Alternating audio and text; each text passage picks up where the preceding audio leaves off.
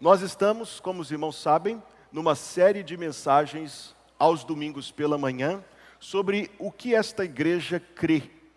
Nossa igreja tem uma confissão de fé. Essa confissão de fé foi proclamada na fundação da igreja em 2004, como sendo a declaração doutrinária da Convenção Batista Brasileira. E nós estamos, domingo após domingo, trazendo mensagens em parágrafos e capítulos dessa declaração doutrinária. No final no final do seu resumo, inclusive, está a fonte que nós temos citado a cada domingo, a declaração doutrinária da Convenção Batista Brasileira. Hoje estamos chegando ao capítulo 2, parágrafo 3º, Deus, o Espírito Santo. Hoje, portanto, eu pregarei sobre verdades sobre Deus, o Espírito Santo. Romanos 15, 13, onde lemos: Ora, o Deus de esperança vos encha de todo o gozo e paz em crença, para que abundeis em esperança pelo poder do Espírito Santo. Que Deus nos ensine a verdade da sua palavra em nome de Jesus. Amém. No colégio, eu tinha uma colega, filha de um pastor de uma igreja pentecostal. E aí nós ocasionalmente gostávamos de conversar sobre igreja, sobre coisas de igreja, sobre a Bíblia. E em determinada conversa, ela me fez uma acusação chocante. Quando ela soube que eu era membro de uma igreja batista dessas que tem o nome de tradicional, eu coloco entre aspas, eu não gosto desse nome. Mas quando ela soube que eu era membro de uma igreja batista tradicional, ela me fez a seguinte chocante acusação: os batistas tradicionais não acreditam no Espírito Santo. Meus irmãos, eu fiquei quase caí da cadeira. Eu falei, não, nós acreditamos no Espírito Santo. Ela falou, não, meu pai disse que vocês não acreditam no Espírito Santo. Eu falei, os batistas tradicionais, entre aspas, muito entre aspas esse nome, nós acreditamos no Espírito Santo, irmãos. Acreditamos na revelação da Bíblia, portanto acreditamos no Espírito Santo. Mas é que eu achava que isso era um caso isolado, até que eu vivi uma experiência, contando talvez ela seja meio diferente assim, mas para mim, alguns meses atrás fomos fazer uma visita, eu e a minha esposa, em determinado local. Quando eu entrei naquele local, veio um homem me cumprimentar e disse: a paz do Senhor seja com o servo do Senhor. Amém. Ele disse que o coração dele reconheceu que eu era um crente na hora que eu entrei na sala. Em seguida, ele estava conversando com a gente e alguém mencionou que eu era pastor. Ele disse: glória a Deus, aleluia, um pastor, um obreiro do Senhor. Qual é a sua igreja, pastor? Eu disse: olha, irmão, eu sou da Igreja Batista Plenitude. Ele é pentecostal? Eu falei: não, irmão, é batista. Ele: pastor, não é pentecostal. E a língua estranha, pastor? E o manto, e o mistério? Ele foi insistindo com aquilo, irmão, eu fui ficando vermelho, porque eu falei: não, irmão, nós cremos no Espírito Santo. Crê, pastor, mas não tenho o dom. Eu acho que eu fiquei muito vermelho, alguém me socorreu daquela saia justa ali. Olha que eu lido mais ou menos bem com saia justa, mas essa aí eu não estava preparado. Nós acreditamos, irmãos, no Espírito Santo. Nós acreditamos no Espírito Santo e nos dons. Claro que este é um assunto e tanto que sobre o Espírito Santo há muito o que dizer, e uma mensagem como essa não pode cobrir tudo. E talvez possamos até, mais oportunamente, preparar uma série de estudos nas quartas-feiras, que tal? Sobre a doutrina do Espírito Santo. Mas sobre hoje eu queria destacar 3 verdades bíblicas nas quais nós cremos, porque cremos no bendito Espírito Santo. Cremos, em primeiro lugar, que o Espírito Santo é Deus que habita nos salvos.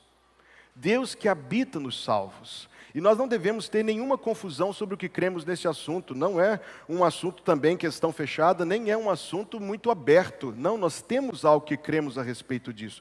Cremos que o batismo no Espírito Santo, ainda que seja uma experiência distinta da salvação, acontece, no entanto, em simultâneo com a salvação. A palavra que está em lacuna aí é simultânea. É uma experiência simultânea à salvação, isto é, acontece no mesmo instante. Veja uma prova bíblica disso que se encontra em Efésios capítulo 1, versículo 13. Efésios capítulo 1, versículo 13 e 14. Dizendo que nós estamos em Cristo, por isso começa em quem? diz: em quem também vós estáis. Preste atenção. Depois que ouvistes a palavra da verdade, o evangelho da vossa salvação, e tendo nele também crido, fostes selados com o Espírito Santo da promessa, o qual é o penhor da nossa herança para a redenção da possessão adquirida para louvor da sua glória. Veja esse texto com muita atenção. Ele descreve 3 coisas que acontecem, uma ordem cronológica. Você ouve, tendo ouvido a palavra da verdade, o evangelho da vossa salvação. 2, a pessoa crê, ouve, crê, tendo nele crido. Ouve, crê, resultado, fostes selados com o Santo Espírito da promessa. Ouve, crê, é selado com o Santo Espírito da promessa. Isto é muito importante, porque inclusive quando esta novidade doutrinária surgiu no começo do século passado, dizendo que o batismo no Espírito Santo era algo distinto da salvação, isso implicou e trouxe muitos problemas para muitas igrejas bíblicas, dizendo que havia crentes salvos que não tinham o Espírito e crentes salvos que tinham o Espírito. E consequentemente, por exemplo, se eles iam tomar uma decisão e um grupo discordava, bastava dizer: os que não têm o Espírito estão discordando, os que têm o Espírito concordam. Consegue imaginar como isso é fonte de problema, não consegue? Nunca se pensou, nunca na história de toda a fé cristã, se pensou num cristão que não tivesse o Espírito Santo, até essa novidade doutrinária do começo do século passado. O apóstolo Paulo faz uma pergunta em Atos 19, que se nós prestarmos bem atenção nela, nos ensina bastante. Atos 19, versículo número 2. Chegando em Éfeso, encontrou um grupo de discípulos de João o Batista. Disse-lhes: recebestes vós, por favor, dê toda atenção a este versículo. Recebestes vós já o Espírito Santo, termine para mim.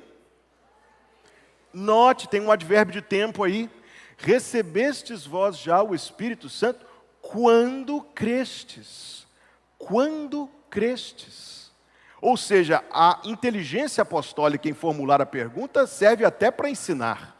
E ensina, inclusive, a ocasião do recebimento do dom do Espírito Santo. Recebestes o Espírito Santo quando crestes. Nós poderíamos ver ainda um catálogo de outros textos, como o texto que diz que se alguém não tem o Espírito de Cristo, esse tal não é dele. Romanos 8, versículo 9. Todos os que são filhos de Deus, Romanos 8,16, são guiados pelo Espírito de Deus. Então nós temos um ponto em que para nós não há nenhuma possibilidade de pensarmos, sim, é uma questão fechada. O batismo no Espírito Santo acontece em simultâneo à salvação. Isto posto, nós precisamos entender uma gloriosa verdade da fé cristã.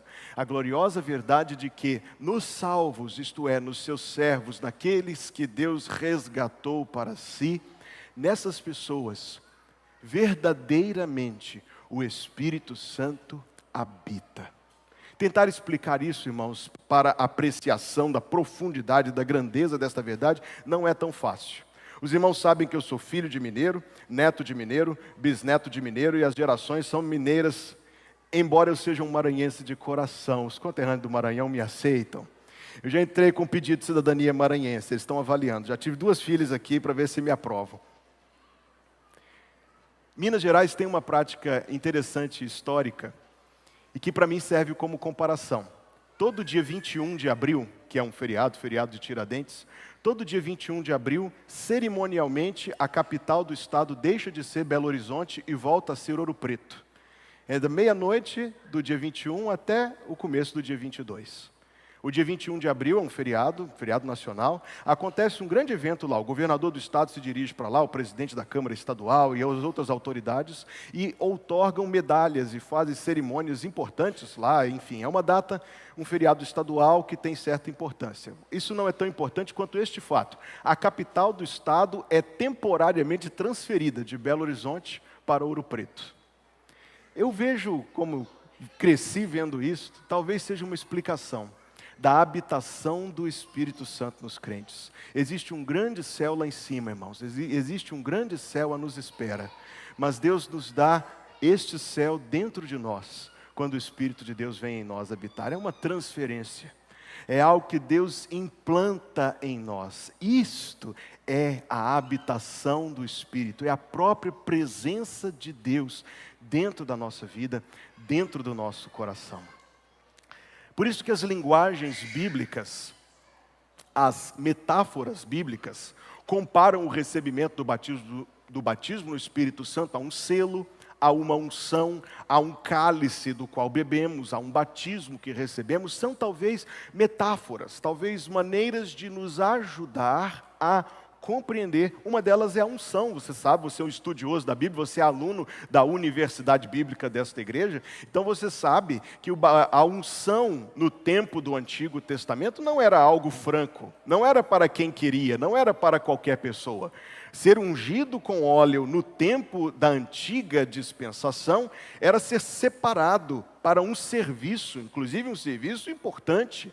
Era ser rei, era ser profeta, era ser sacerdote. Mas nesta nova aliança na qual nós nos encontramos, assim nós lemos na primeira carta de João, versículo 20. Por favor, 1 de João, versículo 20. Nós estamos falando que o Espírito Santo habita e permanece nos salvos. O Espírito Santo habita e permanece nos salvos. 1 de João, capítulo 2, verso 20.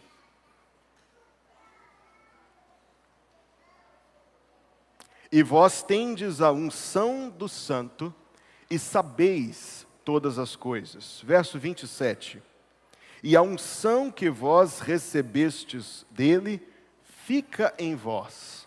E não tendes necessidade de que alguém vos ensine, mas como a sua unção vos ensina todas as coisas, e é verdadeira e não é mentira, como ela vos ensinou, assim nele permanecereis. Esta, irmãos, por si só é uma verdade muito gloriosa.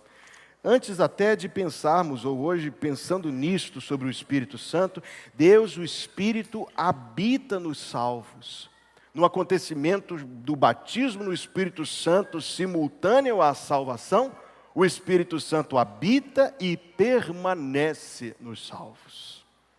Uma segunda verdade bíblica para nossa edificação: Deus, o Espírito, trabalha nos salvos. Eu estou me referindo à obra dele em nós, a forma como ele trabalha em nosso coração. Um grande exemplo disso, voltando ao texto inicial da mensagem, é a consolação que o Espírito Santo dá. Um grande exemplo disso é a consolação do Espírito Santo. Volto ao texto inicial de Romanos 15, versículo 13,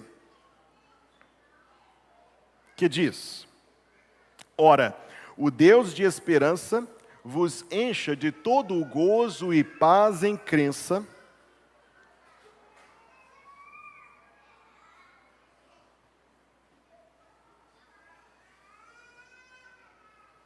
ora, o Deus de esperança vos encha de todo o gozo e paz em crença, para que abundeis em esperança, pelo poder do Espírito Santo. Ou seja, nós por vezes somos tentados a fixar o nosso olhar e imaginar que o poder do Espírito Santo seria uma visão, o poder do Espírito Santo seria um dom extraordinário, algo maravilhoso, e sim, o Espírito Santo faz coisas maravilhosas até hoje, ninguém pode negar isto. Mas veja que esta evidência do poder do Espírito Santo é percebida no íntimo e vivida, experimentada no íntimo do coração de um salvo. O Espírito opera em nós para que abundeis em esperança pelo poder do Espírito Santo. Um grande exemplo disso não é ter um sonho, não é ser capaz de predizer alguma coisa, que com certeza não é bíblico isto, ou adivinhar algo. A Bíblia diz algo sobre os adivinhos lá em Apocalipse. Uma grande evidência disso é a consolação. Eu conversava com uma irmã desta igreja, tempos atrás, e ela me narrava uma experiência dificílima, uma enfermidade no seu lar. O médico responsável pela internação disse a ela: não há esperança. A desenganou e pronunciou as seguintes palavras: só Deus nesse caso. O que qualquer pessoa ouviria de maneira muito dura, sim. Mas o testemunho da nossa irmã foi que na hora que o médico disse só Deus nesse caso, ela sentiu paz e alegria e esperança, e sim, a cura veio e o restabelecimento da saúde. Você se lembra que o nome bíblico do Espírito Santo não é o empoderador, mas Jesus falou dele sim como o Consolador. Uma grande prova da presença do Espírito Santo é quando um versículo, uma verdade bíblica, serve para confortar e para firmar o nosso coração em Deus. Quem faz esta obra é o Espírito Santo. Outra grande prova disso, como está aí no seu resumo, é o moldar do caráter cristão. Veja que não são poucas as vezes, nestes anos que eu tenho pregado e ensinado a Bíblia, que eu fui chamado para falar sobre dons espirituais e falo com o maior prazer. Em setembro, Deus assim permitindo, a igreja começando o centro de capacitação ministerial, falarei, vou dar um módulo sobre dons espirituais. Com menor frequência, sim, menos vezes eu sou chamado para falar do fruto do Espírito do que dos dons do Espírito. No entanto, quando nós colocamos as duas coisas na balança, é muito claro, você lê 1 Coríntios e entende isso claramente. O fruto excede em importância aos dons. O fruto do Espírito, você saberia dizer comigo? O fruto do Espírito é amor, alegria e paz. Bondade, benignidade, longanimidade, fidelidade, mansidão e domínio próprio. Isto é, o lavrar do caráter de Jesus Cristo em nós. Alguém lida com um problema terrível de impaciência que logo descamba para a ira e quando vê já está dizendo o que não deve. O fruto do Espírito é mansidão. Alguém, quando se coloca diante de uma mesa farta, vive uma tentação terrível, quer comer tudo. Ou outro até que não tem esse problema na boca, mas compra tudo no aplicativo da Shein, da Temo e por aí vai. Não se entregue. O fruto do Espírito é domínio próprio. Somos magoados por alguém. Quantas vezes isso acontece no seio da família, nos familiares extensivos? O fruto do Espírito é amor. Estamos vivendo determinada situação muito difícil e seríamos humanamente tentados a colocar a nossa alegria nas situações, nas pessoas, na palavra de alguém, na decisão de outro, naquilo que podemos ter ou deixamos de ter, nas frustrações que colecionamos. E alguém vai enumerando a lista das coisas que não tem e fica entristecido, mas o fruto do Espírito é alegria. Aliás, irmão, você sabe que a Bíblia fala muito sobre isso, a ponto de dizer que o reino de Deus não é comida nem bebida, mas justiça, paz e alegria no Espírito Santo. Amor, alegria, paz, nos relacionamentos, bondade, benignidade, longanimidade, que é paciência, e bote mais paciência em cima disso. Fidelidade, mansidão e domínio próprio. Estas coisas são, sim, marca incontestável de que o Espírito Santo habita em alguém. E talvez por causa da influência muito grande e muito forte pentecostal no Brasil, nós imaginamos então que o poder do Espírito, ou que a presença do Espírito consistirá em coisas extraordinárias, em coisas chamativas, em coisas muito... Eu tenho para mim que o dom, quero dizer, a plenitude do Espírito consiste muito simplesmente em amor, alegria e paz, benignidade, bondade, longanimidade, fidelidade, mansidão e domínio próprio. Isto é o selo. Isto sim é a marca incontestável de que o Espírito Santo habita em alguém. Deus, o Espírito, habita em nós e em nós permanece. Deus, o Espírito, trabalha nos salvos, dando-nos consolação nas dificuldades e provações da vida e moldando o nosso caráter, mudando o nosso jeito de pensar, ensinando-nos a pensar biblicamente e a rejeitar, viu, meu irmão? Rejeitar ideias que são estranhas aos padrões da Bíblia. Como é fácil a gente se amoldar, aquela história do sapo, não é verdade? Na água. A gente se amolda ao mundo, a gente vai pegando o gosto do mundo, a gente vai respirando, a gente vai se associando, a gente vai entendendo, a gente vai se envolvendo com esse negócio. Aí quando assusta e vê, pronto.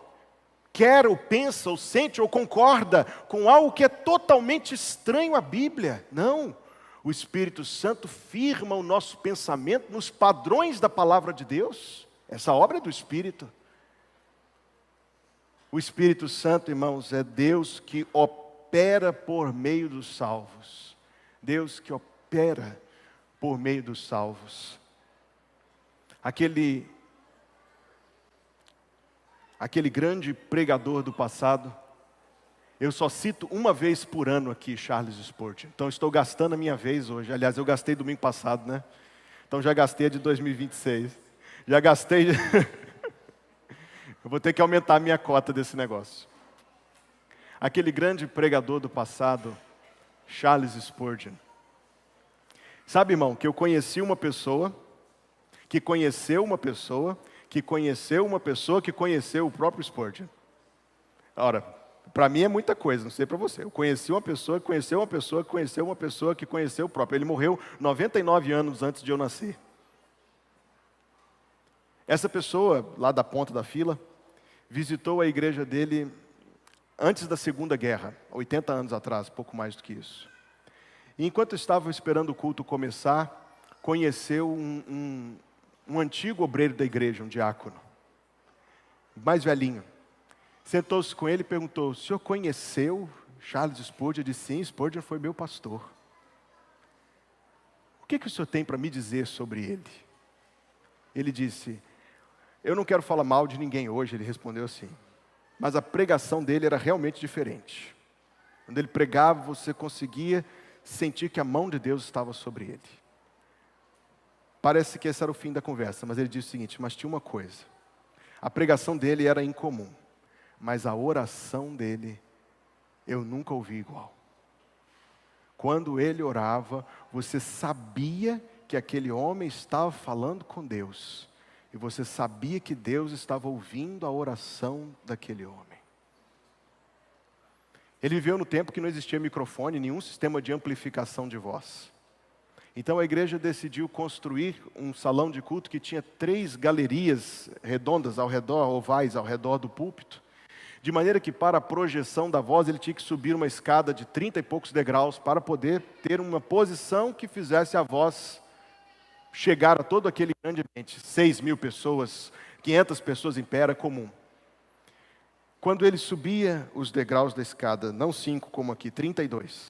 Quando ele subia a escadaria para pregar, muitas pessoas relataram que ouviam ele recitar algumas palavras baixinho. Porque a cada degrau que ele subia, ele dizia: eu creio no Espírito Santo. Eu creio no Espírito Santo. Eu creio no Espírito Santo. Parece ser um ritual de boa sorte. Não, não é o caso. Ele estava confessando algo que todo pregador precisa ter muito claro no seu coração. Qual é a expectativa tola de tentar prender um auditório por alguns minutos e achar que nossa eloquência, nossa preparação, nossa entonação ou oratória vai fazer algo? Não fará, não fará.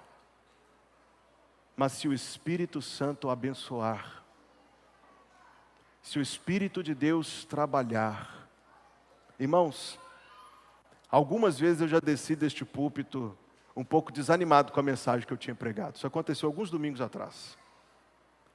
Mas quando eu estava ali na porta, no final do domingo à noite, alguma pessoa me procurava e disse que a mensagem falou algo especialmente ao seu coração. Alguém me compartilhava algo ali na porta. Você já me viu muitas vezes parando para orar com alguém na porta. Fica entre mim, aquela pessoa e Deus. Mas alguém me disse algo da mensagem, que Deus falou no seu coração durante a mensagem. Eu não tenho crédito nenhum nisso. Mas esta é a forma como o Espírito Santo opera por meio de nós. Você entra para dar uma aula na escola dominical, professores da IBD, estou falando com vocês. Você entra para dar uma aula na escola dominical. Nunca pense que você está indo lá só cumprir um serviço, uma tabela. Coloque a sua aula e os seus alunos diante de Deus em oração e a sua própria vida. Você vai entrar para dar uma aula no ministério infantil, tão importante. Aliás, talvez nos falte uma boa percepção da importância desse trabalho. Mas você vai entrar numa sala e você ora e coloca a sua vida nas mãos de Deus. Ah, pastor, eu sou só assistente da sala, o meu trabalho é levar as crianças quando preciso sair da sala. Coloque isso diante de Deus em oração. Faça isso para o Senhor. Faça isso para o Senhor. Faça isso com o Senhor. Às vezes é a presença, um diálogo, uma pergunta, uma influência, um olhar que pode ser usado por Deus para fazer o bem, para edificar, para confortar, para abençoar. Ou seja, nós temos aqui manifesta a realidade dos dons espirituais. Eu disse, ele trabalha enquanto nós trabalhamos. E eu disse, a realidade dos dons espirituais. A realidade dos dons espirituais, muitas vezes sem chamar atenção demais para si mesmos, mas promovendo a edificação da igreja. Não somente cremos no Espírito Santo, cremos nos dons espirituais, como a Bíblia nos ensina, cremos nos dons espirituais. E cremos, irmãos, na presença, na habitação, no operar em nós e no operar por meio de nós. Esta é a bênção e a maravilha da habitação do Espírito Santo. Mas eu quero concluir a minha mensagem falando sobre aquelas pessoas que ainda não têm o Espírito Santo. Pessoas que não têm o Espírito Santo são as pessoas que ainda não vieram a Jesus para ser o seu Salvador e o Senhor da sua vida. Pessoas que não têm o Espírito Santo são pessoas que ainda não responderam afirmativamente, ainda não aceitaram a mensagem do Evangelho, por qualquer razão. A Bíblia é muito clara sobre isso. Se alguém ainda não aceitou Jesus, e quando eu digo aceitar Jesus, sei que essa expressão é polêmica, mas entenda, para mim é o oposto de rejeitar. Quando alguém aceita a mensagem do Evangelho e vem a Jesus, esses têm o Espírito Santo. Ah, pastor, eu ainda não me converti ao Senhor Jesus Cristo. Tem uma promessa da Bíblia só para você. Escute, tem uma promessa da Bíblia só para você. Algumas, mas esta aqui é totalmente exclusiva a pessoas não convertidas. Lucas 11, versículo 13. Pois se vós, sendo maus, sabeis dar boas dádivas aos vossos filhos, quanto mais dará o Pai Celestial o Espírito Santo àqueles que lhe pedirem. É simples assim. Você vem a Deus de inteiro coração. É tão simples quanto aceitar Jesus, é a mesma coisa, na verdade. Porque quando alguém, não é um ato só, mas são duas coisas que acontecem em simultâneo. Quando alguém vem a Deus de coração sincero, e pede a Deus o dom da salvação, recebe de Deus o perdão dos pecados, recebe de Deus a vida eterna e recebe de Deus o dom do Espírito Santo, que em nós habita, que em nós permanece. E, irmão, você vai ficar feliz em saber que até quando chegarmos lá, o Espírito continuará a habitar nos salvos. Na verdade, a glória por vir é a plenitude do Espírito Santo, sem nenhuma diminuição, sem nenhuma interrupção, sem nenhuma falha. Isso talvez seja o que há de mais belo para a nossa esperança quanto à glória por vir. Coloquem-se em pé, meus irmãos, eu tenho uma pergunta para lhes fazer e a resposta está aí. Eu convido o Ministério de Música já se a chegar à frente, porque depois desta resposta nós iremos cantar louvor ao Senhor.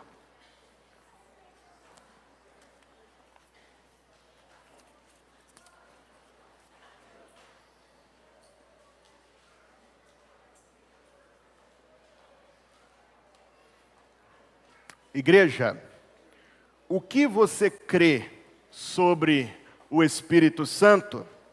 O Espírito Santo, um em essência com o Pai e com o Filho, é pessoa divina, é o Espírito da verdade.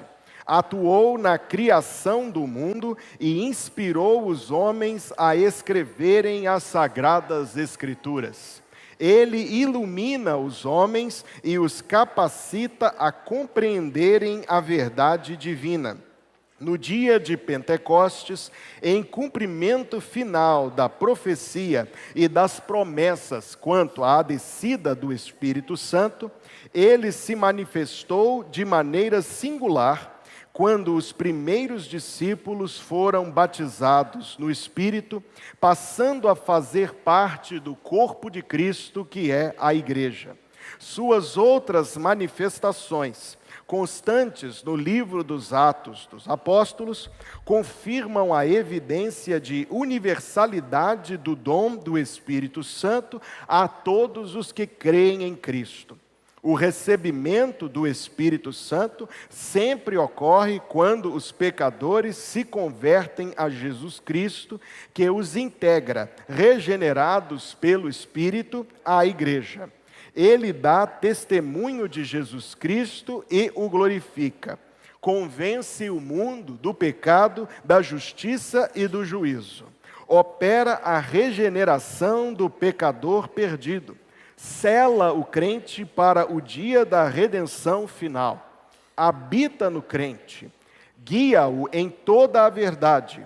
Capacita-o a obedecer à vontade de Deus. Distribui dons aos filhos de Deus para a edificação do corpo de Cristo e para o ministério da igreja no mundo. Sua plenitude e seu fruto na vida do crente constituem condições para uma vida cristã vitoriosa e testemunhante. O povo de Deus diz amém.